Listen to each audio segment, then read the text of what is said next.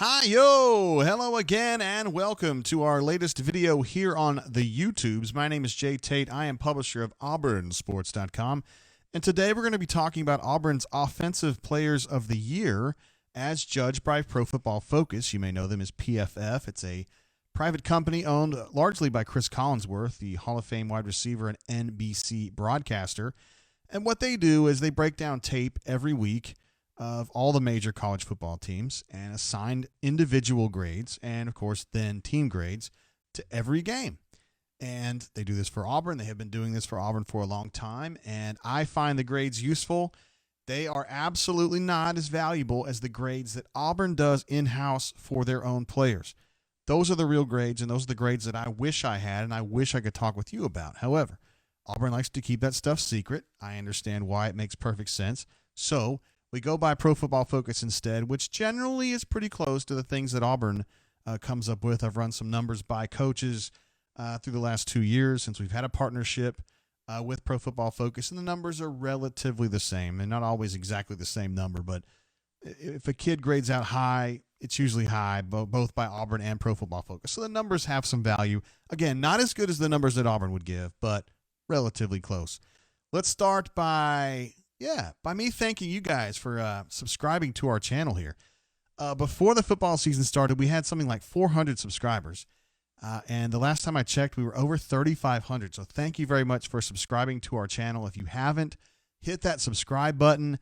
It's free, and it's great for us here at AuburnSports.com to know that you'll enjoy the content that we're putting out, taking all the coaches' videos, the player interviews, and these packaged videos too.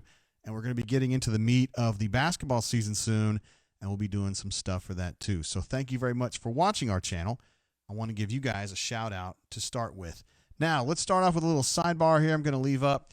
These are other Pro Football Focus grades of note, players who are either popular or who I think are noteworthy for other reasons that did not win the positional player of the year at Auburn. Joey Gatewood, who is now at University of Kentucky, I think that's kind of an odd choice for him. I thought he would have been better served to go to a junior college and play next year and get better, and that way he could jump after 1 year and get back into major college football, having added another year of development. But he's going to go to Kentucky, he's going to redshirt, and he's just going to have to learn out of the spotlight as a scout team quarterback or maybe a third team guy, and then be ready for the 2021 season. I don't think that's the best thing for his development, but I'm happy that Joey found a home at University of Kentucky, which is where I went to school, but I don't really care anymore. And Joey Gatewood was the highest rated guy, I think, on the entire offense. Now, I want to point out, he only played 70 snaps. So if you're looking at Bo Nix, who played like 814 snaps for Bo Nix compared to 70 for Joey. I mean, sample size is, you got to take that into consideration. But Joey Gatewood was pretty effective when he was out on the field before he decided to enter the portal and then go to Kentucky. Brodarius Ham, who was playing inside and outside. Outside at practice more, playing inside more in the games as a reserve. 76.6, had a fine season. Anthony Schwartz, 74.9. Jack Driscoll, Markel Harrell had a good solid year. Marquise McLean, a guy that didn't necessarily have a big impact on the field, but was a tremendous blocker and a great special teams player. 68.5. I added Nick Brahms in there, who was kind of like the Auburn center of choice the second half of the season, or most of the second half. He did a lot better than Caleb Kim. You see him down near the bottom at 59.5. Caleb was having some trouble early in this season getting much push at the center position. They went ahead and substituted Nick Brahms in there, and you got more power out of Nick. I think when you trade out those guys, I think Caleb is a better real-time administrator of changing blocking assignments when they're at the line of scrimmage and the defense is moving around and all that kind of stuff. I think Nick is a step back as far as that goes. Not a big step, but a step back. I think Nick gives you a lot more power at the point of attack, an upgrade over Caleb, and at some point, J.B. Grimes and Gus Malzahn decided that was worth the trade-off. So you can see there in black and white, or blue and white, Nick Brahms was significantly better than Caleb Kim. Both of those guys had at least 350 snaps this year, so I think it's a fair sample size. Boobie Whitlow on there, Eli Stove, Spencer Nye with a 63.8. I think his numbers are devalued because he doesn't do a lot with the football. He's just kind of blocking. And I just think that at that position, the grades are unusually low. I thought Spencer Nye had a good season, honestly. So 63.8 to me is just kind of, eh. And then Wee Willie at 59.2. I don't think that's a fair rating for him either. He had a couple drops, but he also caught some really important passes, and he's not out there to block, really. He's a small dude, so I don't know. Just thought those guys, those 10 players right there, 12 players, are folks that people at our site at auburnsports.com like to talk about, and just some numbers I thought you would like to take a look at. Auburn's offensive lineman of the year, according to Pro Football Focus, is Prince Tega Winogo. Probably no surprise there, a guy who has been playing offensive line at Auburn for a long time now. An overall grade of 77.1, Auburn's highest rated offensive lineman. As you see there, his national rank is number 67 out of 576 qualified offensive linemen. I did not break it down. He's a tackle. I just broke it down among all offensive linemen who played at least 50% of their team's snaps. I didn't want any, yahoos that had 50 snaps getting ahead of him. So that's a very solid number, I think, for him. And he was good start to finish. He's probably a little bit better as a pass blocker at this point. He's not really a mauler per se. He's still kind of a technical player, even though he's a big dude. And I think over time you're going to see when he gets to the NFL, they're going to try to make him more of a finisher. And I think that he's got some room. Remember, Prince Tega, he didn't start playing football until he's 15 years old.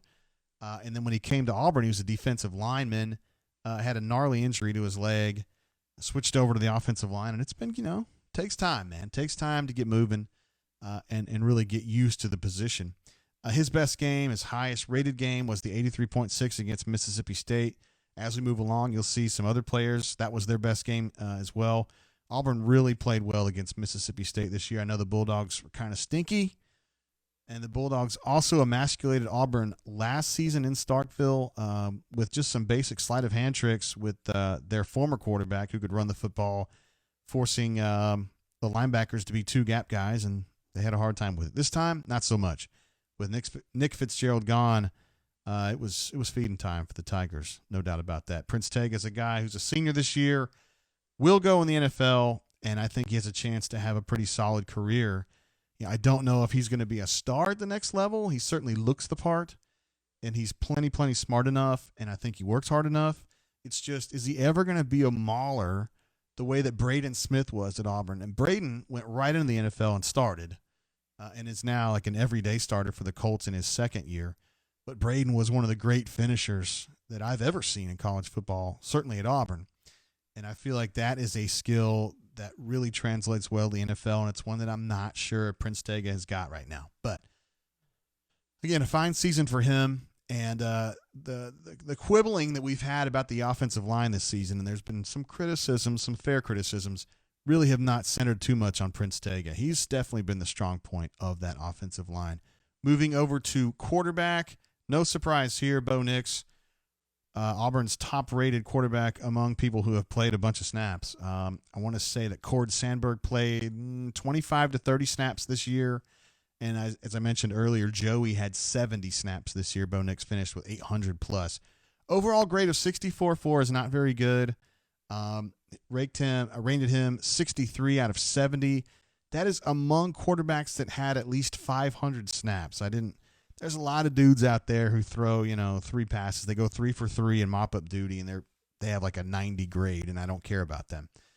So there's 70 players out there in Division I that have played at least 70 quarterbacks who have played at least 500 snaps, and Bo ranked 63rd out of them. It does not sound very good, but remember, Bo had some issues early in the season with interceptions and with fumbles and just generally with being overwhelmed, I think, by the things asked of him.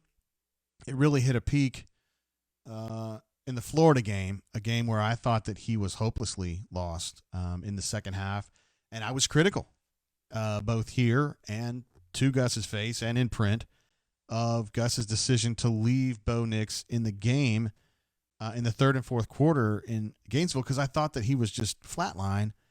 I thought they should go to Joey Gatewood. They didn't go to Joey Gatewood, and I guess the rest is history. I think that was about enough for Joey. He was about ready to go after that. But Bo was a lot better in the second half. His best game was against Arkansas, which is technically in the second half of the season. And he was good against Alabama. I think he graded out in the 75 range against Alabama. And while he didn't necessarily win that game for them, he managed the game well, and he was not a problem. To me, I thought that's exactly what you wanted out of a true freshman quarterback after basically in a full season in his first Iron Bowl. Thought he was great. And I think Bo Nix, for the record, is going to be a tremendous player. I think he's pretty close right now to being a really good player. I really do. And you give him another offseason to kind of consolidate stuff.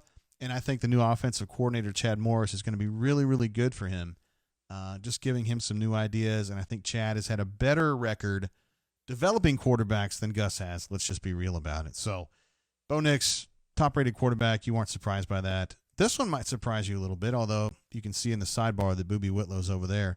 DJ Williams. He is the Tigers' top-rated tailback of the season with a 73.0 grade, which puts him at number 140 out of 248 nationally. Let me see what his cutoff was. At least 70 carries was the cutoff that I gave.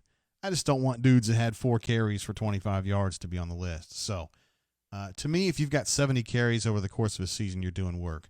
DJ finishes with a 73 grade.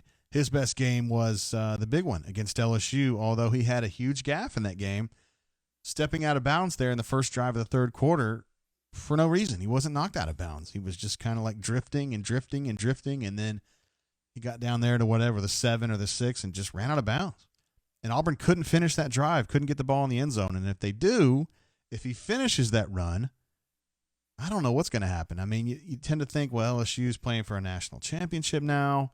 Auburn probably would have been able to finish that game, but that's still probably the best anyone's played LSU all year, and it was in Baton Rouge. So, I don't know, that was a big turning point of the season right there, and believe me when I tell you that DJ has heard about that play a bunch.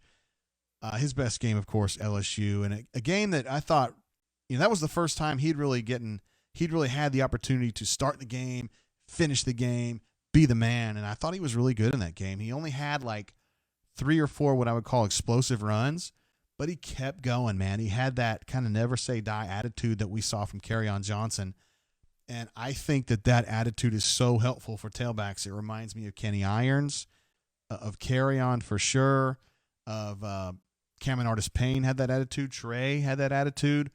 Although Trey was kind of special because he could dive under blocks and get another 1.5 yards every time he carried the ball. Is unbelievable. And I haven't seen anything like that with DJ, but DJ does hit a pile and it falls forward. It tends to fall forward.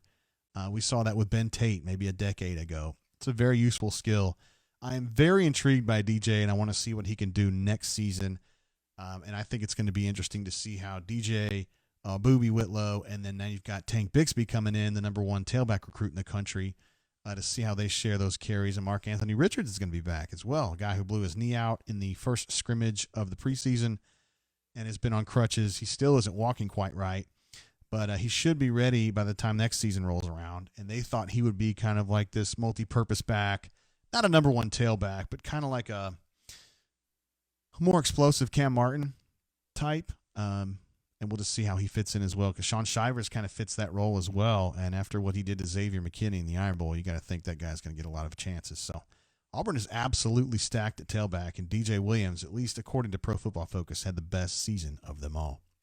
Taking a look at wide receivers, Seth Williams is the top guy there, not a surprise. 74.9 grade, which puts him 67th out of 576 qualified wide receivers. The threshold that I made up there was 35 targets for the season, and Seth was way over that. I think he was almost to 100. So he had a lot of opportunities for sure. His stats were 55 catches for 801 yards, 8 touchdowns. I think he had about 80 targets now that I think about it. Had some really big catches. Boy, his catch against Oregon, and they lose that game. You never know what's going to happen. So Seth tends to be a very good receiver. If there's a criticism of Seth, it's that sometimes it seems like he's just not into it mentally, whereas other times he really, really is, and it kind of waxes and wanes a little bit. Yeah, I don't know. I've talked to Seth so many times, and he's a different kind of player. He has an unusual personality. He's super low key. He takes things as they come. He's not someone who's going to be super anxious about things. And I think sometimes maybe it would be in his best interest to kind of clutch up a little bit, maybe put it in the next gear instead of just kind of rolling. Maybe another way to put that would be just kind of to impose his will on a game. I don't necessarily think that he does that very often, but he is a tremendously talented wide receiver. He's long. He's really good in aerial duels. And unlike Sammy Coates before him, and I think Sammy Coates was a lot like him, Sammy had a tendency to make these incredible circus catches, but then drop catches, that balls that are thrown right here. Seth's pretty consistent, all kinds of throws. He'll go up and get you something in a 50-50, and on a drag, he'll catch the ball if you put it anywhere in his catch radius. So he's a damn good player. He really is. His best game, as I mentioned earlier, a lot of guys had great games against MSU, and Seth was no different. So those are your 4 top-rated players on the Auburn offense this year, and some other guys of note there on the left. There has been a lot of talk on the bunker about the offensive line all year long, really, about how it hasn't performed as well as it should have, and I agree. And the concern is, oh my gosh, all these guys are seniors and they're all leaving, with the exception of Nick Brahms. I mean, Caleb Kim will be gone. What in the world? How is this offensive line going to be better? But here's the thing. I think some of these guys who are younger, I think that they're really good. I think Brodarius Ham's going to be a beast. I really do. I think he has that, we were talking about earlier, about that finishing, that desire to finish, and not just win the block. It's to actually knock the guy on his ass and just completely emasculate him. Broham has that ability, and I think he's going to be really good next year. They're going to be relying on some JUCO guys. There's no doubt about it, and that's kind of a hit-or-miss situation. But if you want to know my opinion, I don't think the offensive line is going to take much of a step back next year. I think they're going to be able to get something done there, just because I think that they're going to get tougher. That's just my opinion. All right, we'll wrap it up there, guys. Thank you very much for watching the top players of the year as judged by Pro Football Focus. We'll do one that focuses on the defensive side of the ball next time, because there's a lot of studs over there on that side of the ball. I'm sure Derek Brown has graded out quite well. Anyway, guys, if you like what you see here, definitely hit that subscribe button or give me a thumbs up. If you've got a question or a comment about the video, put it there on the bottom. I generally go through and check them at least once a day, if not more often, and I'd love to interact. Anyway, guys, until I see you next time, keep your feet on the ground and keep reaching for the stars.